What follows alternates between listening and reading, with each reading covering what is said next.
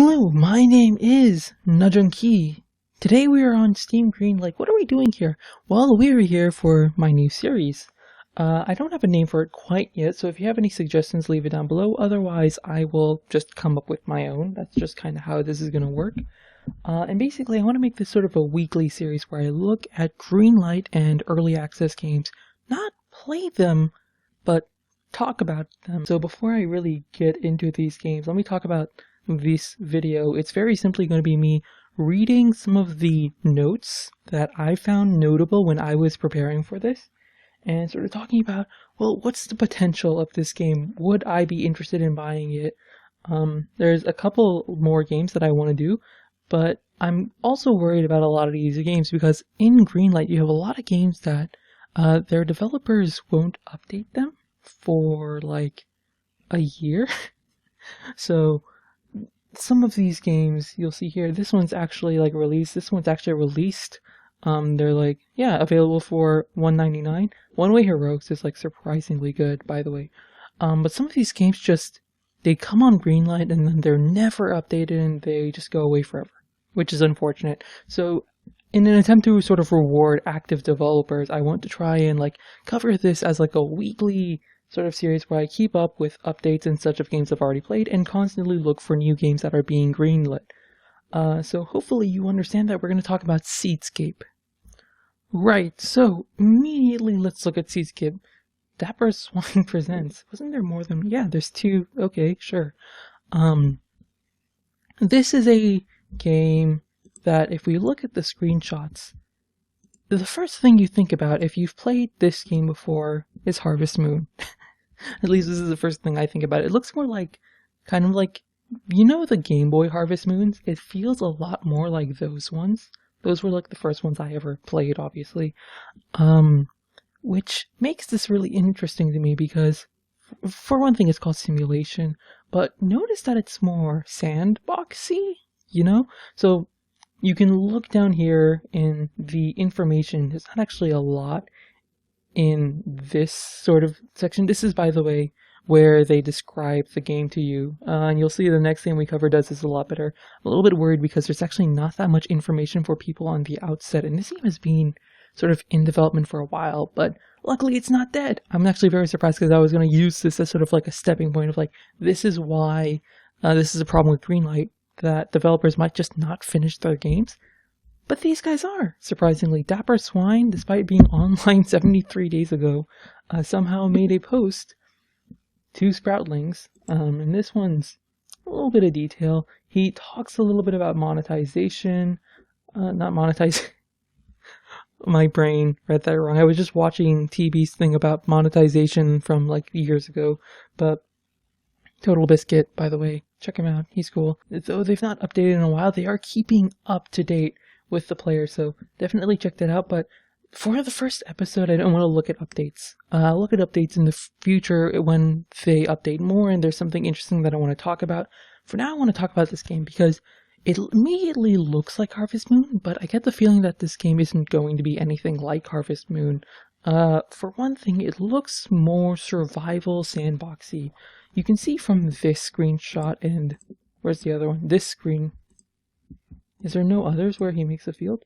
It looks like you can just kind of plop down a field wherever and just like make it its own size and shape. Like this one, it doesn't have a house by it. And in that other one we saw earlier, hold on. You can see the house over there. So I'm assuming there's going to be things you're going to be building. I like that there is a very simple minimap. I like that it looks like it's from MS Paint, but that's fine. It's a mini-map, you know, it doesn't need that much detail. But the art is very pretty, and if it's similar to Harvest Moon, then I'm kind of okay with it.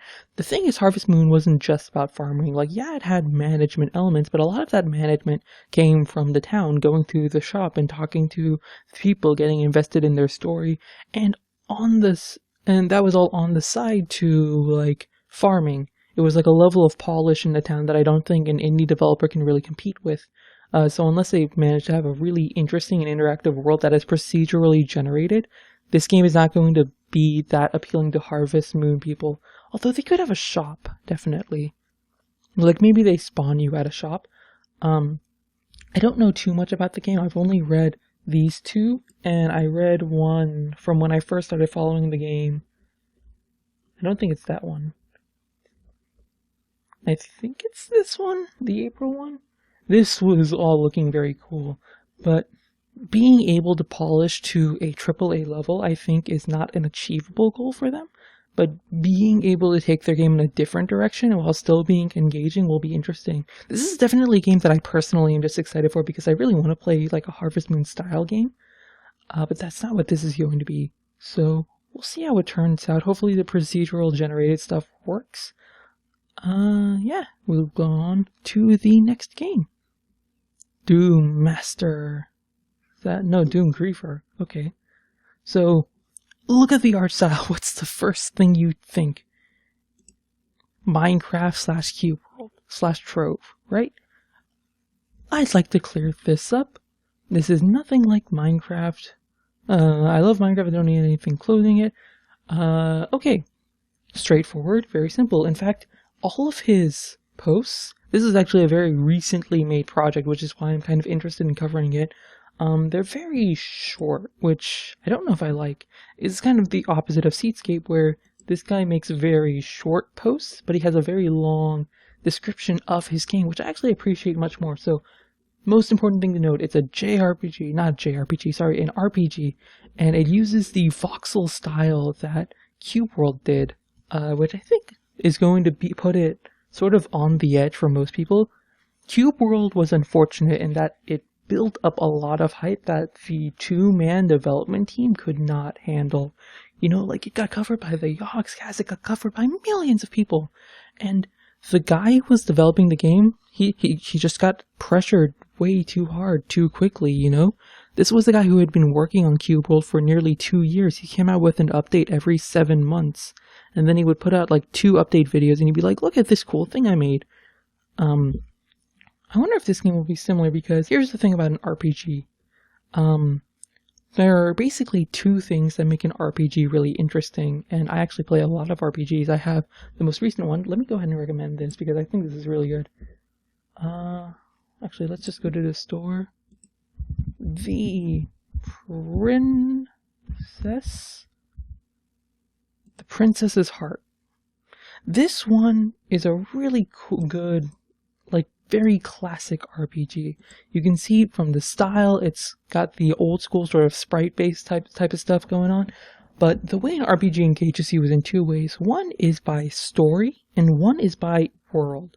The Princess's RPG, not the Princess's RPG, the Princess's Heart had a really interesting main story and main cast of characters. The world was flat, as in you couldn't interact with very much, and it was generally uninteresting to explore, to find new items, to do the combat. I'm like hiccuping. Sorry about that. But everything except the story was meh. But the story was good enough that I found myself engaged for most of the game. On the other hand, making an RPG with interesting worlds can be difficult because it requires a lot of raw content creation. Now, in one of these screenshots, he does like fishing. Yeah, having a lot of mini games can keep a world interesting. Having a lot of questing, preferably ones with an interesting enough story. There are a lot of features here that are mentioned, like you have weapon types and professions, which I think will be interesting to explore. Assuming that he tried to change the old school sort of number-based system. Well, actually, he didn't have to change the old school number-based system. That would just be more exciting to the old RPG system that Final Fantasy and games like that used, where it was just like, you have a health bar, they have a health bar, you use attack, it goes down. That's not necessarily flawed, but I think we've had so many games like that people are kind of looking for something more intricate and interesting. Hey, the screenshots look good, but in my mind, I'm still looking at it and calling it Cube World. This looks like a pretty cool battle sequence.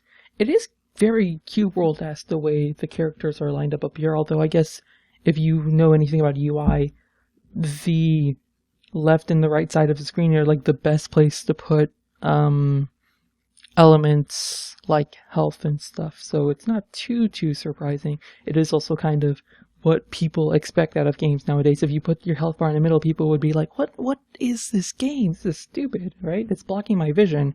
You definitely don't want that. The story so far is just this little blurb, which is laughable, frankly, because if you're making an RPG, you need a really good story to tie in the world, or maybe just an interesting world, as I've mentioned like 10 times now. Don't mind me repeating myself. And since this story doesn't seem like it's going to be, it sounds kind of cool. We'll see how he emphasizes it. But more I'd like to see what he's going to do in terms of like towns, in terms of shops, in terms of NPCs, in terms of the training. All we see right now is that he's definitely got the combat fleshed out, which is probably kind of cool. It looks like he has some really cool animations planned. Is it a he? Oh my god, it's a Sonic fan. Run!